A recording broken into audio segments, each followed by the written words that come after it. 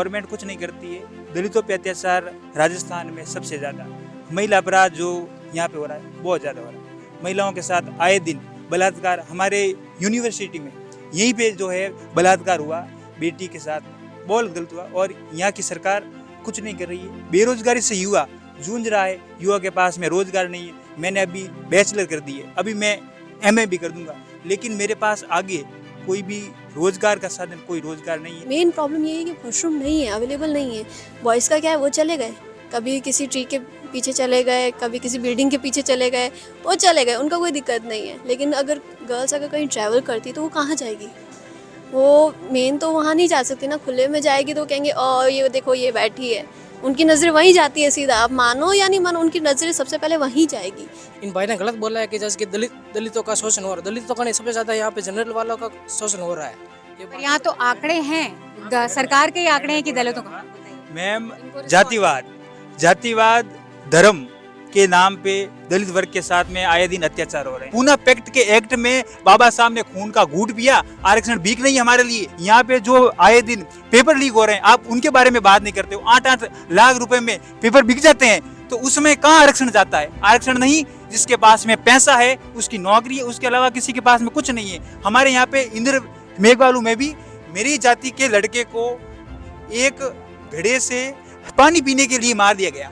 आपका आरक्षण उससे बड़ा है क्या? मेरे को नहीं चाहिए आपका आरक्षण, लेकिन हमें सम्मानपूर्ण जीवन चाहिए। सरकार से निवेदन करता हूँ कि जो भी सरकार राजस्थान में रही है या रहेगी, तो इन SC/ST के लोगों के मतलब उत्थान के लिए कुछ विशेष प्रावधान लागू करें, ताकि वे अपना मतलब एक सुरक्षित जीवन यापन कर सकें। Welcome to another election show. हमारी चुनावी यात्रा अब राजस्थान पहुंच गई है। राजस्थान के लोग बहुत दिलचस्प हैं, क्योंकि पिछले 25 साल से हर इलेक्शन में राजस्थान की जनता अपना सरकार बदलती आ रही है। तो कभी बीजेपी, कभी कांग्रेस, कभी बीजेपी, कभी कांग्रेस। इस वक्त कांग्रेस है पावर में, यहाँ पे अशोक गहलोत की सरकार है। हम लोग जोधपुर में हैं, जहाँ पे उनकी कॉन्स्टिट्यूंसी सरदारपुरा है, और इस वक्त हम जय नारायण व्यास विश्वविद्यालय में हैं। यहाँ पे बहुत से यंग लोग हैं हमारे साथ। हम जानना चाहते हैं कि उनके इश्यूज़ क्या हैं इस इलेक्शन में। राजस्थान के बारे में जब भी हम न्यूज़ सुनते हैं तो पेपर लीक का एक मामला बार बार आता है, तो हम जानना चाहते हैं वो कितना बड़ा इशू है इनके लिए, एम्प्लॉयमेंट कितना बड़ा इशू है। और हम सीधा बात शुरू करते हैं 2 लड़कियों से, 2 very pretty young girls with me. उनके इश्यूज़ जानते हैं। पहले तो आप अपना नाम बता दीजिए दोनों। सुसीरा। और आपका वोट यहीं पे है? और आप फर्स्ट टाइम वोटर हो, आप कह रहे थे, यस। और आप भी फर्स्ट टाइम वोटर हो। मेरा नाम निशा है और मैं भी फर्स्ट टाइम वोटिंग कर रही हूँ। यहीं से ही मैं अपनी स्टडीज़ कैरी ऑन कर रही हूँ। तो आप ये बताइए कि एक महिला होने के नाते और एक यंग लड़की होने के नाते आपके सबसे बड़ा इलेक्शन इशू क्या है? सबसे बड़ा इलेक्शन इशू है कि यहाँ पे वॉशरूम अवेलेबल्स नहीं है। अगर यूनिवर्सिटी का भी देखा जाए, पानी अवेलेबल है, बट वो पानी यहाँ से डायरेक्ट अपन वॉशरूम में लेडीज़ को जो प्रॉब्लम होती है ज़्यादातर के है ना, कि हाँ पानी होना चाहिए, बट वो चीज़ अवेलेबल नहीं है यहाँ पे, कि है ना, यहाँ तक कि यहाँ पे तो डोर्स भी ओपन नहीं है। हमने ये काफ़ी चीज़ें हमने बोला है, डिपार्टमेंट तक बात की है, लेकिन डिपार्टमेंट में ये है कि उसका एक्शन नहीं लिया जा रहा। और अगर यही चीज़ अगर अपन स्टेट में देखें तो यहाँ पे वही चीज़, मेन प्रॉब्लम ये है कि वॉशरूम नहीं है, अवेलेबल नहीं है। बॉयज़ का क्या है, वो चले गए, कभी किसी ट्री के पीछे चले गए, कभी किसी बिल्डिंग के पीछे चले गए, वो चले गए, उनका कोई दिक्कत नहीं है। लेकिन अगर गर्ल्स अगर कहीं ट्रैवल करती तो वो कहाँ जाएगी? वो मेन तो वहाँ नहीं जा सकती ना, खुले में जाएगी तो कहेंगे ये देखो ये बैठी है, उनकी नज़रें वहीं जाती है सीधा। आप मानो या नहीं मानो, उनकी नज़रें सबसे पहले वहीं जाएगी कि वो बैठी है तो उसको देखो। यही वॉशरूम का कितना सिंपल सा आपको इशू लग सकता है, लेकिन एक बहुत बड़ा प्रॉब्लम है, स्पेशली अगर आप पढ़ाई कर रही हो और आपके फैसिलिटी में वॉशरूम ही ना हो, तो बहुत सी महिलाएं तो शायद जाना ही ना चाहें यूनिवर्सिटी। जाती है। ये अगर ये चीज़ नहीं होगी ना तो वो क्या करेंगी अपनी, या तो अगर उनको ज़्यादा इमरजेंसी होगा ना तो वो अपनी स्टडीज़ छोड़ के घर चल जाएगी कि यार इमरजेंसी है, जाना पड़ेगा, घर पे जाना पड़ेगा। और या फिर वो दुखी हो के कि यार यही जो वॉशरूम है इसी में ही जाना पड़ेगा, चाहे कुछ भी हो जाए। अगर होता है कि कई बार एग्ज़ाम चल रहे होते हैं, लड़के को वॉशरूम जाना होता है, और अगर वहाँ पे क्लीनिंग नहीं होती है, हाइजीन नहीं होती है, तो उनको वो बॉडी इशू तक चला जाता है कि है ना, इनको बॉडी में भी इनको ज़्यादा प्रॉब्लम हो जाती है, इन्फेक्शंस हो जाते हैं। और पीरियड्स के टाइम में भी ये सारी चीज़ें ज़्यादा हाइजीन होना इम्पॉर्टेंट होता है गर्ल्स के लिए, लेकिन ये चीज़ हम किसी को भी डायरेक्ट नहीं बता सकते।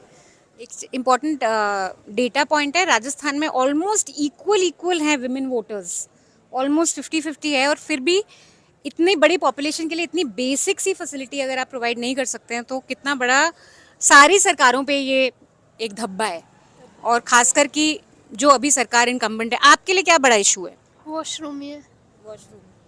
वॉशरूम ही सबसे बड़ा इशू है। सबसे पहली एक समस्या हमने देखी यहाँ पर पेपर लीक का एक बड़ा मामला हुआ राजस्थान की CSC का जो पेपर लीक हुआ उसमें ED की जांच CBI है, ये सब कुछ होती है। तो आप लोगों का ये जो सरकार का एक बड़ा फेलियर हुआ या ये लगातार इस तरह की चीज़ें लगती आ रही हैं और इसमें कोई ऐसी चीज़ नहीं कि कोई नई बात हो रही हो, क्यों भी बोले आप लोगों से अपना नाम और अपनी कंसल्टेंसी जरूर बताएं। मेरा नाम Ravinder Chaudhary, MA first semester Rajasthan. तो राजस्थान सरकार मतलब काफ़ी टाइम से भ्रष्टाचार, सबसे बड़ा भ्रष्टाचार, पेपर लीक से बात करें तो और बात करें गुंडागर्दी से लगा के और अपने कानून व्यवस्था से लगा के और किसानों के साथ अत्याचार कर रही है। क्योंकि किसानों को सबसे पहले जो ज़मीन है बट उनके पास पानी की व्यवस्था नहीं है। राजस्थान में सबसे सूखा शुष्क इलाका है, तो वहाँ पानी की व्यवस्था नहीं, तो वो उत्पादन कैसे करेगा किसान और आमदनी कैसे होगी? और प्लस रोज़गार नहीं है। यहाँ के युवा लोग जितने भी राजस्थान में उनके पास रोज़गार नहीं है। मेन तो रोज़गार के संसाधन उपलब्ध नहीं है। सरकार बन गई है, 5 साल BJP ने राज कर लिया, 5 साल कांग्रेस ने कर लिया और तीसरा स्तंभ अभी RLP आई है। तो RLP हर मतलब कैंडिडेट को आगे ले जा रही है, कोई जातिवाद नहीं देख रही है, हर बंदे को सपोर्ट कर रही है। तीसरा स्तंभ अब राजस्थान लोगों के पास पहुंच गया है RLP और काफ़ी सपोर्ट कर रही है। कोई राजनीतिक पार्टी है, राष्ट्रीय लोकतंत्र पार्टी है RLP। तो ये यहाँ राजस्थान में कोई पार्टी वो पॉलिटिकल पार्टी हाँ, पॉलिटिकल पार्टी है राजस्थान को 2018 में बनी। आप इससे जुड़े हुए हैं? हाँ, मैं काफ़ी 2018 से जुड़ा हुआ और मैं उन पार्टी से जुड़ा। इसके बाद में हम लोगों को भी, हम भी स्टूडेंट हैं, हमको मंच पर बोलने का अधिकार देते हैं और SC/ST वाले जितने भी कैंडिडेट उनको ST/ST वालों को सपोर्ट कर रही है, उनको मतलब राजनीतिक एक मंच दे रही है उनको आगे बढ़ने का। और बाकी वाले आप देखो जातिवाद हो रहे हैं। हमारे विधानसभा क्षेत्र शेरगढ़ में बात करें, हमारे 2 राजपूत हैं, काकोबड़ा में भाई है, मतलब काकोबड़ा में भाई है, उनको मतलब 5 साल उसने राज कर लिया, 5 साल वो कर लेंगे। तीसरा कोई स्तंभ नहीं है। इस बार क्या हम लोगों ने एक मीटिंग रखी बहुत बड़ी शेरगढ़ वासियों ने, तो वहाँ से हम लोगों ने SC/ST को कैंडिडेट उतारा। हमने कोई मेघवाल नाम दोरा नाम दिया, उनको उतारा। तो उनको आगे बढ़ने हम लोगों को चांस है कि उनको आगे बढ़ाएं, क्योंकि उनको मतलब राजनीतिक मंच को आगे बढ़ाने के लिए मकसद यही है कि उनको राजनीति करने का मेन मकसद नहीं था। 2 जातिवाद हो रहे हैं, दोनों ही राजपूत हैं, काफ़ी टाइम से राज कर रहे हैं अपने शेरगढ़ में। तो मेरा मकसद ये है कि ये RLP पार्टी ऐसी है कि मतलब हर बंदे को सपोर्ट कर रही है, किसानों की पार्टी। आपने दलित राजनीति का मुद्दा उठाया, थोड़ा सा मैं अपने दर्शक जो है उनको जानकारी दे दूं कि एक आपने ग्राउंड पर एक बड़ी स्टोरी रिपोर्ट भी है, इससे जुड़ी पढ़ सकते हैं। दलितों के खिलाफ जो अट्रॉसिटी अत्याचार के मामले हैं उसमें राजस्थान पूरे देश में NCRB का जो मामला है उसमें तीसरे नंबर पर है। और हाल के कुछ दिनों में देखें तो एक आंकड़ा हमारे सामने आया है कि करीब पिछले 2021 से अब तक के बीच में 22% से ज़्यादा की दर से बढ़ी है दलितों के खिलाफ जो अत्याचार की घटनाएं, अपराध की घटनाएं। और इसका एक दूसरा पहलू ये है कि जो कन्विक्शन की रेट है उसमें 22% मुझे एग्जैक्ट नंबर नहीं याद रहा, उसकी गिरावट हुई, यानी कन्विक्शन की रेट गिर रही है। और एक और चीज़ है कि बहुत सारे मामलों में FIR यानी फाइनल रिपोर्ट थाने के स्तर पर ही लगा दी जाती है, यानी कि उसमें चार्जशीट नहीं दाखिल होती, पुलिस मतलब कि कोर्ट तक लेके वो केसेस को पहुंचती नहीं। तो FIR की घटनाएं भी सबसे ज़्यादा राजस्थान में, ये एक सच्चाई है इस मुद्दे पर। और भी लोगों ने थोड़ा सा आपसे बात करते हैं। आपका नाम? किलास पवार नाम है मेरा। मैं और आपका? चाहता हूँ मैं। अच्छा। लूणी विधानसभा चाहता हूँ। तो ये जो मुद्दा है क्राइम का दलितों के अगेंस्ट, और न्यूज़पेपर में हमेशा राजस्थान का हेडलाइन यही आता है। दलितों के लिए मैम ये जो सरकार है बहुत ही मैम, जो अभी 1 साल की मैं आपको बताऊं, दलित वर्ग के ऊपर हर दिन आए दिन महिलाओं के ऊपर, दलित वर्ग के ऊपर तो रोज़ अत्याचार होते हैं और उनकी FIR होती है ना, वो भी नहीं होती है। और दबाव जो होता है, गवर्नमेंट कुछ नहीं करती है। दलितों पे अत्याचार राजस्थान में सबसे ज़्यादा, महिला अपराध जो यहाँ पे हो रहा है बहुत ज़्यादा हो रहा है। महिलाओं के साथ आए दिन बलात्कार, हमारे यूनिवर्सिटी में यहीं पे जो है बलात्कार हुआ, बेटी के साथ बहुत गलत हुआ और यहाँ की सरकार कुछ नहीं कर रही है। बेरोजगारी से युवा जूझ रहा है, युवा के पास में रोजगार नहीं है। मैंने अभी बैचलर कर दी है, अभी मैं MA भी कर दूंगा, लेकिन मेरे पास आगे कोई भी रोजगार का साधन कोई रोजगार नहीं है। और रोजगार तो अन्य रोजगार नहीं है को मतलब कि जैसे कि कौशल विकास के मतलब कि कब जो है सबको तो मैम गवर्नमेंट नौकरी दे नहीं सकती है, लेकिन रोजगार के जो साधन है जिससे मतलब युवा अपना गुजरा कर सके वो नहीं है अभी उनके पास में। गहलोत सरकार को आप कैसे रेट करेंगे, क्योंकि आपने कहा ये सरकार में ज्यादा बुरा हुआ है। सरकार मैम निकम ही बोलूंगा मैम, दलित वर्ग के साथ में अभी हम आज़ादी के इतने वर्ष बाद में अगर अभी भी इक्वलिटी नहीं है, घोड़ी से उतार देते हैं तो आप क्या करेंगे। हमें कुछ नहीं चाहिए, हमें इक्वलिटी चाहिए। इक्वलिटी जब आएगी तो हमें और कुछ नहीं चाहिए, हम अपना कमा के सब कुछ कर देंगे। महिलाओं के साथ में और दलित वर्ग के साथ में खास करके ये सरकार बहुत ही दोहरापन करती है और उनके साथ में अत्याचार। राजस्थान फर्स्ट पे है, आपने कहा था थर्ड पे है, थर्ड पे नहीं है। दलित अत्याचार पे राजस्थान फर्स्ट पे है। तो हम यही चाहते हैं दलित वर्ग को एक सम्मानपूर्ण जीवन अगर कोई सरकार दे सकती है तो वो भली कांग्रेस हो, बीजेपी हो या आरएलपी हो, हम उनका सपोर्ट करेंगे मैम।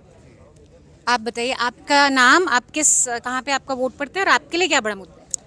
मेरा नाम अमरा राम है और मैं विधानसभा क्षेत्र पचपदरा से हूँ। जैसा कि भाई साहब ने बताया वो बिल्कुल बात सत्य है। ये जो भी राजनीतिक पार्टियां हैं वो अपने अपने पापड़ सेक रही है। और राजस्थान में अगर आप सामान्य तो देखा जाए तो मतलब SC/ST के लोगों पर बहुत ही भयंकर रूप से अत्याचार हो रहे हैं। जैसा कि आप मतलब राजस्थान ही नहीं दूसरे स्टेट में भी देख सकते हैं, उनको मतलब राजनीतिक रूप से भी दबा के रखा जा रहा है और मानसिक रूप से भी मतलब प्रताड़ित किया जा रहा। तो मैं तो एक ही सरकार से निवेदन करता हूँ कि जो भी सरकार राजस्थान में रही है या रहेगी तो इन SC/ST के लोगों के मतलब उत्थान के लिए कुछ विशेष प्रावधान लागू करें ताकि वे अपना मतलब एक सुरक्षित जीवन यापन कर सकें। ये मेरी मतलब मांग रहेगी राजस्थान सरकार से। ये एक चीज़ समझ में आई हमारे कि दलितों के साथ जो उत्पीड़न का पूरे स्टेट का जो आंकड़ा है वो काफ़ी बड़ा मुद्दा है। दोनों पार्टियों ने बहुत सारी घोषणाएं की हैं मैनिफेस्टो इलेक्शन से पहले। उसमें दो सवाल हैं मेरे और उन लोगों से मैं पूछना चाहूँगा जिन्होंने अब तक नहीं बोला है। एक तो ये कि क्या जो सरकार नई बनी वो इमीडिएट क्या कर सकती है, क्या कदम उठाना चाहिए ताकि ये रुक जाए, है ना, ये इस तरह की घटनाओं में रोक लगाई है। और दूसरा जो दोनों पार्टियों के मैनिफेस्टो आए, घोषणा पत्र हैं, उसमें क्या इस तरह की समस्याओं से, इस तरह के अपराधों से निपटने की कोई घोषणा, कोई योजना दिखी? किसी ने इसको अपने मैनिफेस्टो का हिस्सा बनाया? आप बताइए, आप अपना नाम और बताइए। मेरा नाम प्रमोद भजा है, मैं IMA का स्टूडेंट हूँ।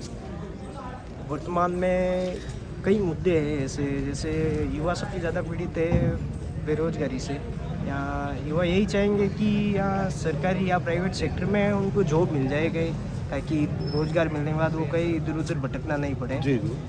बाकी वैसे पिछली सरकार ने खूब सारी घोषणाएं भी कर रखी है, वैकेंसी निकाली भी है, इसलिए काम अच्छा भी किया है। कहीं चिकित्सा क्षेत्र में सब चीज़ें फ्री करती है कांग्रेस सरकार ने और कई लोग फ़ायदा भी उठा रहे हैं उसका।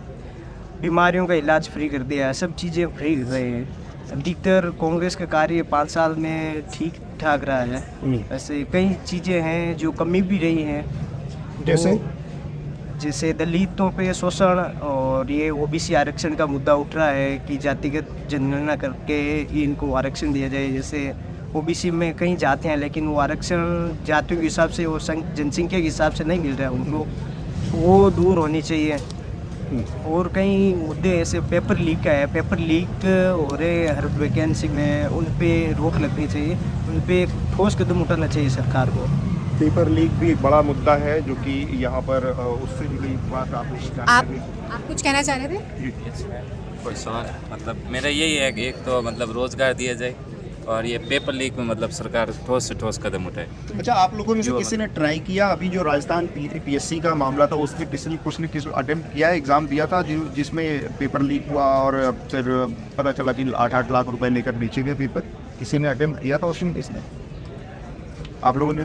अभी किसी ने नहीं किया। वो रिट के थे BEd के बाद। यहाँ पे स्टूडेंट अधिकतर UG के स्टूडेंट है, वो BEd वाले नहीं है। अच्छा, अभी कंप्लीट ग्रेजुएशन वाले स्टूडेंट? कंप्लीट ग्रेजुएशन वाले यहाँ पे नहीं है।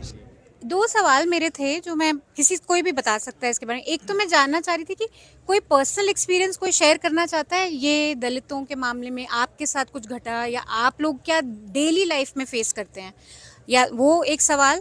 और दूसरा, यहाँ पे BJP कांग्रेस ही आती है, तो दोनों सरकारों में से आप आपने तो खैर अपना बता दिया कि आपको तो तीसरा वो ऑप्शन पसंद है, लेकिन बीजेपी कांग्रेस की अगर हम बात करें तो किस सरकार का रेटिंग बेटर रहा है इस स्पेसिफिक मामले में, महिलाओं और दलितों की उत्पीड़न के मामले में? कोई कांग्रेस का बेटर रहा है आप कह रहे हो, या मतलब कांग्रेस है ना सारा काम कर लेती है, अपना स्टूडेंटों को मतलब चांस देती है कि मतलब कुछ भी जैसे स्कॉलरशिप हो गए वो सब देती है।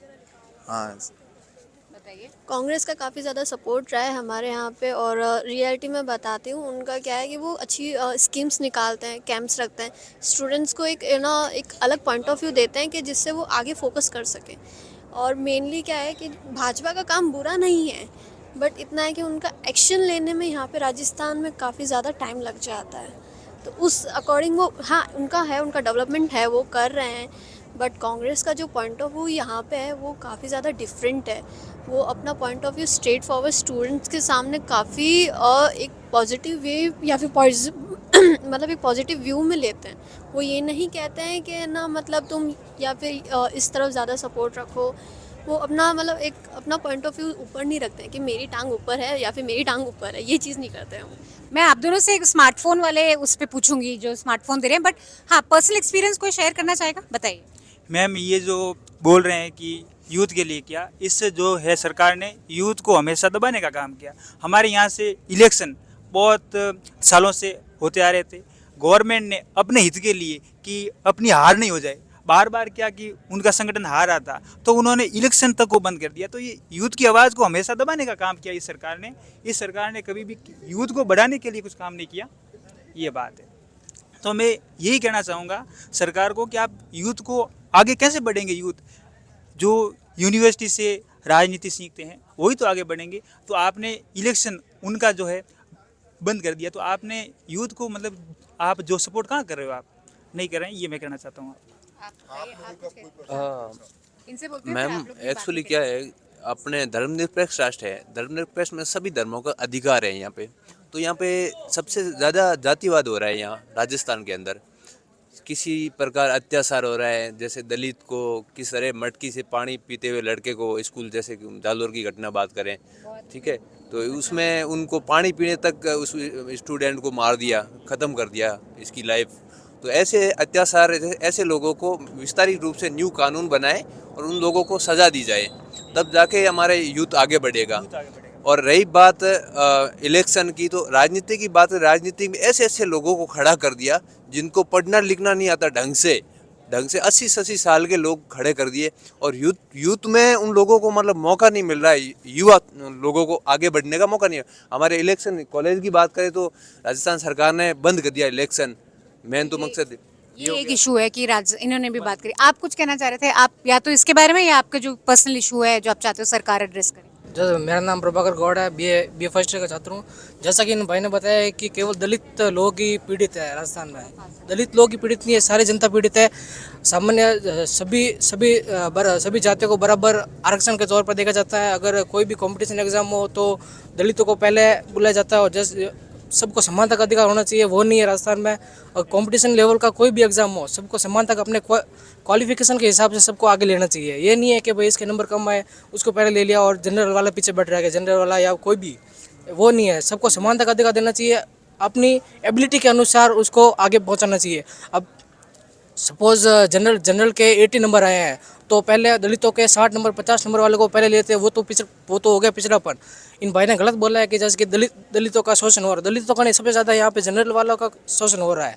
पर यहाँ तो आंकड़े हैं, सरकार के ही आंकड़े हैं कि दलितों का। बताइए मैम, जातिवाद धर्म के नाम पे दलित वर्ग के साथ में आए दिन अत्याचार हो रहे हैं। आप इक्वलिटी की बात करते हैं तो आपकी इक्वलिटी उस समय कहाँ जाती है जब आपके घर में दलित का लड़का आता है, मटकी के कारण आप उसको मार देते हो। आपकी इक्वलिटी उस समय कहाँ जाती है। आप आरक्षण की बात करते हैं, आरक्षण कब मिला? 1935 में पूना पैक्ट के एक्ट में बाबा साहब ने खून का घूंट पिया। आरक्षण भीख नहीं हमारे लिए। हमने आरक्षण में क्या है, आरक्षण में हमें अलग स्टेट मिल रहा था, वोट का अधिकार मिल रहा था। गांधी जी अनशन पर बैठ गए। हमें कोई शौक आरक्षण का नहीं है। हमारी यूथ दलित वर्ग की बहुत मजबूत है और अपनी बात मजबूती से रख रहे हैं। जातिवाद की बात करना चाहूँगा, आपने इक्वलिटी की बात की, आप इक्वलिटी की बात क्यों नहीं करते हो? कास्ट सिस्टम को खत्म करने की बात नहीं करते हो, आप आरक्षण की बात क्यों करते हो? यहाँ पे जो आए दिन पेपर लीक हो रहे हैं, आप उनके बारे में बात नहीं करते हो। 8-8 लाख रुपए में पेपर बिक जाते हैं, तो उसमें कहाँ आरक्षण जाता है? आरक्षण नहीं, जिसके पास में पैसा है, उसकी नौकरी है, उसके अलावा किसी के पास में कुछ नहीं है। हमारे यहाँ पे इंद्र मेघवालू में भी मेरी जाति के लड़के को एक घड़े से पानी पीने के लिए मार दिया गया। आपका आरक्षण उससे बड़ा है क्या? मेरे को नहीं चाहिए आपका आरक्षण, लेकिन हमें सम्मानपूर्ण जीवन चाहिए। दलित वर्ग के बच्चे के साथ में आगे से ऐसी घटना नहीं हो। मैं आरक्षण फेंकता हूँ आपके आरक्षण को आपके ऊपर, ठीक है ना? मुझे आरक्षण की कोई जरूरत नहीं है, लेकिन एक सम्मानपूर्ण जीवन, एक सुनिश्चित स्वस्थ जीवन एक व्यक्ति के लिए बहुत बड़ा होता है। मैं ये बात कहना चाहता हूँ। तो यहाँ पे दो तरह के ओपिनियन आए हैं। एक तो आप कह रहे हैं कि आरक्षण को लेकर की मेरिट होनी चाहिए, और ये कह रहे हैं कि आप आरक्षण से आरक्षण को लेकर आपको विरोध है क्या? समानता के मतलब आरक्षण से लेकर आपको क्या लगता है आरक्षण किस लिए दिया गया है? समानता का अधिकार होना चाहिए, सबको क्वालिफिकेशन के हिसाब से आगे बढ़ने का मौका मिलना चाहिए। तो है मेरिट के हिसाब से।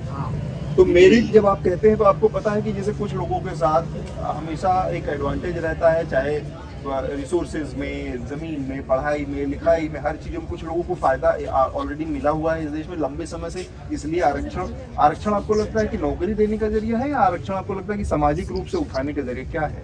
वो भी सर आपके पास ये आरक्षण सामाजिक लोगों को उठाने का जरिया है। जैसे कि भाई ने बताया कि मतलब छुआछूत का मामला भी आता है, वो गलत है। ऐसा नहीं बोल रहे कि भाई वो ऐसा छुआछूत का मामला करना चाहिए, वो गलत है। हम भी बोल रहे हैं वो गलत है, लेकिन मैं अपने प्राइवेट सेक्टर के बारे में बोलना चाहता हूँ कि भाई सबको समानता का अधिकार मिलना चाहिए। जो जिस एबिलिटी के लिए है उसको वो मिले। आपके लिए वैसे क्या मुद्दे हैं बड़े एज अ यूथ? आरक्षण का तो एक आपने बताया, आप चाहते हैं कि अपॉर्चुनिटी हो आपके पास भी, ये आपका, लेकिन आपके लिए मुद्दे क्या हैं एज युवा इन राजस्थान?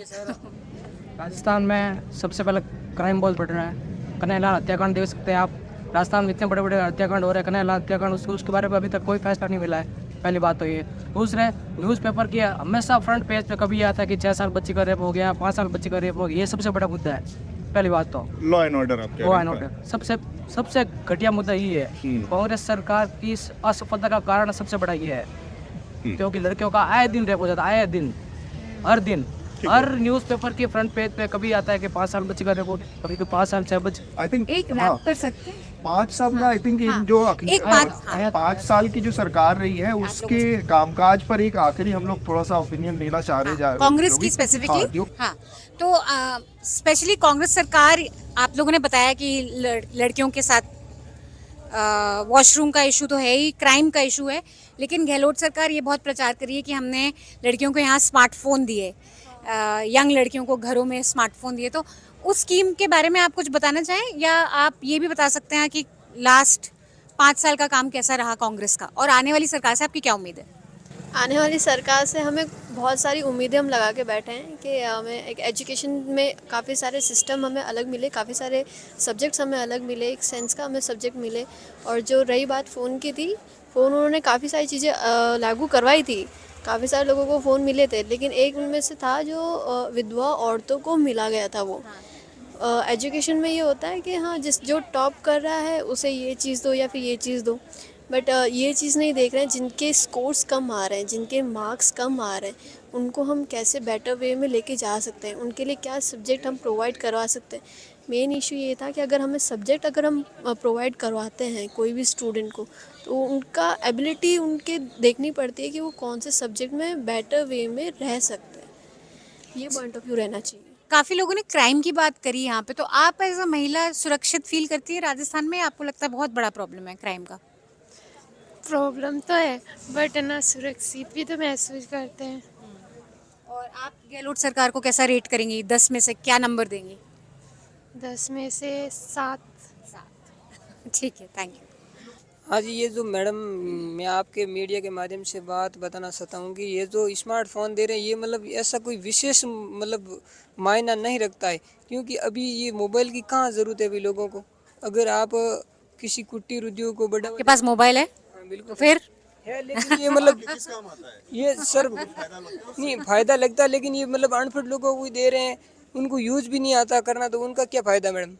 वो सीखेंगे, और उससे काफ़ी सीखने लायक वो है ही नहीं। वो 1-2 दिन के बाद खुद के पास मोबाइल है और बोल रहे दूसरे लोग ना सीखे। मतलब घटिया किस्म के मोबाइल यूज किए। अच्छा, ये काम करने लायक या सीखने लायक है ही नहीं, इनकी क्वालिटी बिल्कुल घटिया है। और मैं ये आप तो कह रहे ना 25 लाख 30 लाख है, ये कुछ नहीं है, जीरो मानता हूँ मैं इनको। चलिए ठीक है, बाकी लोगों से भी जल्दी कि ये जो स्मार्टफोन की योजना महिलाओं को दे रही है सरकार, उस पर आप लोग क्या रहे? मेरा नाम भरत पारेकर, मैं बी फर्स्ट ईयर का स्टूडेंट हूँ। तो स्मार्टफोन दिए वो फालतू का खर्चा है, सबको नहीं मिला है, ऐसे बोलिए। सबको नहीं मिला है। अच्छा, इसलिए खराब है। राहत क्यों, ये और बताइए। एक कहना लड़कों को चाहता भी हूँ, मिलना जो चाहिए ये। वसुंधरा राजे ने जो जियो के कीपैड मोबाइल दिए थे, फिर अशोक गहलोत ने जो ये मोबाइल दिए, ये 5 साल के लिए जो भी खर्चा, जो फंड वंड है, जो भी इकट्ठा होता है, उसको फालतू में वेस्टेज किया जाता है। इससे अच्छा जो पैसा है जो राजस्थान के अंदर लगा, ये राजस्थान का विकास कराएगी। ये पैसा लगाए हैं फोन में, इससे अच्छा कोई नहर लेके आते हैं राजस्थान किसानों के लिए। जैसे क्या ला सकते थे? नहर पानी नहर पानी का पानी नहीं है। फंडामेंटल आप कह रहे हैं कि यहाँ पर इंफ्रास्ट्रक्चर की दिक्कत है। हाँ, इंदिरा गांधी नहर जैसे अपने जैसलमेर में, ये अपने जालौर में यहाँ पानी आ रहा है। ये अपने जोधपुर में केंद्रीय मंत्री गजेंद्र सिंह शेखावत को इतना बड़ा पद दे दिया, उस बंदे ने अभी तक यहाँ कुछ काम नहीं किया। इस बार इलेक्शन नहीं लड़ा, हार की वजह से उसको दिख रहा है कि मैं कुछ काम ही नहीं किया तो मैं इलेक्शन क्यों लड़ूं। इस वजह से मतलब इतना बड़ा पद दे दिया, शक्ति मंत्री, केंद्रीय शक्ति मंत्री बनवा दिया, जल शक्ति मंत्री। मेन मुद्दा वही है कि उस बंदे ने कुछ काम नहीं किया। और गहलोत की बात करें तो हाँ, बंदे ने काफ़ी प्रोग्रेस किया राजस्थान के अंदर। जोधपुर की बात करें तो हम लोगों को काफ़ी, उस बंदे ने काफ़ी हम लोगों को विकास के बारे में काम दिया था, ऐसी बात नहीं है नहीं दिया। और रही बात मेन तो पानी समस्या, मेन मुद्दा ये किसान लोगों को मेन पानी की समस्या है। शुष्क इलाका है हमारे यहाँ, तो किसान उत्पादन कैसे करें, क्या आप कुछ और नहीं थे इसमें? और हमारा यही है, दलितों का मुद्दा उठाने वाला अरमान देने वाला। और सर एक बात ये है, एक्चुअली क्या है, ये स्मार्टफोन दिया ना, इसमें सारे परिवार तक नहीं पहुंचा। जितने भी फैमिली है राजस्थानी की, सभी लोगों के पास नहीं पहुंचा है। और जितने भी योजना निकाल रही है राजस्थान सरकार, ये कांग्रेस सरकार, ये विस्तारित रूप से लागू नहीं की गई है। ओनली फॉर मीडिया फे और बिकाऊ। एक तो मैं बताऊं कि मीडिया वाले है ना, बिकाऊ मीडिया राजस्थान का या दिल्ली वाला? राजस्थान का, पूरा भारत का। भारत की बात करो, मीडिया वाले जिसके पावर पैसों के पीछे बिकने वाले, रियल में जो रियल क्वालिटी है ना, जो बंदा है वो पैसे फेंको तमाशा देखो, वो बात है। मीडिया वाले कोई भी, जैसे बीजेपी की न्यूज हो तो वो बीजेपी की न्यूज सेफ देते हैं, बाकी वालों को आती है, कांग्रेस की आती नहीं है, कांग्रेस की नहीं आती है, बाकी वाले को मुद्दा नहीं आती। बस मीडिया वाले बिका हुए। तो आपको लगता है कि यहाँ का मीडिया भी ठीक से काम नहीं कर रहा,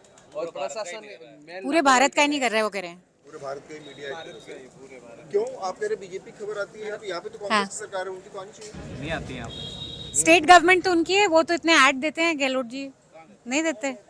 जैसा कि मैंने मतलब हमारे राजस्थान के जोधपुर के बाड़मेर के कई मीडिया वालों को, जैसे ये हमारे राजस्थान में मतलब बाड़मेर जैसलमेर में पानी की बहुत ही भयंकर समस्या बनी हुई है, लेकिन कैसे भी करके जनता जल योजना कर्मी है या पीएचडी विभाग के कर्मचारी, वो पानी पहुंचाने का कार्य करते हैं, लेकिन 25-25 सालों से वो 5,000 4,500 रुपये में नौकरी कर रहे हैं। उनका कुछ करो। क्या कर रही है सरकार? अभी नींद में सो रही है। बिना खाने के आदमी रह सकता, लेकिन पानी के थोड़ी रह सकता। तो उनकी मांग वाजिब है, सरकार उनकी मांग माने तो जननायक वो होता है। Great, thank you so much. आप लोगों से बात करने के लिए हमें बहुत मज़ा आया और बहुत सारे मुद्दे हमें समझ आए यहाँ पे, खास करके जो कि अतुल ने बताया, वो एक मूक नायक की रिपोर्ट है, आप ज़रूर पढ़ेगा newslaundry.com में। बहुत डिटेल में उन्होंने बताया कि कैसे यहाँ SC ST के अगेंस्ट कैसे क्राइम का रेट बढ़ा है, कन्विक्शन का रेट कम हुआ है। बहुत डिटेल रिपोर्ट है, पढ़ेगा। हमें यहाँ पे सबसे बड़ा मुद्दा वही नज़र आया। आगे हम जोधपुर से जाएंगे पाली, और फिर वहाँ से फिर हम अजमेर, टोंक, जयपुर के आसपास रहेंगे। तो प्लीज़ हमारा इलेक्शन शो देखते रहिए, बहुत सी अच्छी कॉन्वर्सेशंस आएंगी, बहुत सी अच्छी रिपोर्ट्स आएंगे। फन भी है। बिल्कुल। तो news laundry, the news minute का इलेक्शन कवरेज फंड है हमारा, जिसके तहत ये सारी रिपोर्ट आप तक पहुँच रही हैं। इसको समर्थन करें, इसको जल्द से जल्द सुलभ करने में हमारी मदद करें। यहाँ पे अभी उन्होंने बोला कि मीडिया कैसे बिकी है और हमारे मुद्दे नहीं दिखाती। न्यूज़ लॉन्ड्री और न्यूज़ मिनट की कवरेज का यही एम्फेसिस है कि हम लोगों के मुद्दे आप तक पहुँचाएँ। प्लीज़, ना हम गवर्नमेंट से पैसा लेते हैं, ना हम कॉरपोरेशन से पैसा लेते हैं, ना गहलोत, ना मोदी सरकार, ना कोई और सरकार से हम पैसा लेते हैं। बिल्कुल इलेक्शन की कवरेज एड फ्री है, इसको आप लोग ही सपोर्ट करके आगे पहुंचा सकते हैं। तो please support our election coverage, support the election fund, link आपको दे दिया जाएगा। Thank you for watching another election show. News Laundry and The News Minute. we'll be hitting ground zero together, where our team of reporters and producers will bring you authentic and nuanced election coverage. So, contribute now. Log on to newslaundry.com/election fund and help us make election coverage great again. Because we are stronger together.